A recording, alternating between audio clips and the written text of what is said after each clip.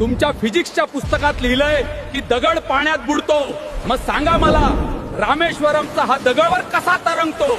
1212 खांब मोजत बसलात तर तुमचं आयुष्य संपून जाईल. जगातील सर्वात लांब दगडी गॅलरी आहे ही. आजची मॉडर्न आर्किटेक्चर हिच्या समोर चिल्लर आहे. तुम्ही याला मिथक म्हणता, पण सॅटेलाइट याला म्हणते. ऍडम्स ब्रिज हा 48 किलोमीटर लांब पूल समुद्रावर उभारलेला आहे. हा एक एक खांब अखंड ग्रॅनाइटचा बनलेला आहे, बिना मशीनने. आणि इतक्या बारीकीने हे कसं शक्य झालं असेल आपणच सांगा. हा दगड दिसायला भारी आहे, पण पाण्यावर एखाद्या फुलासारखा तरंगतो. तुमच्या वैज्ञानिकांनी हार मानली तरीही त्यांना या मागचं रहस्य समजून घेता आलं नाही. या दगडाला कोणी प्युमिस म्हणतं तर कोणी कोरल म्हणतात, पण सत्य बदलत नाही. कारण प्रकृतीने सुद्धा श्रीरामांसमोर आपले नियम बदलले आहेत.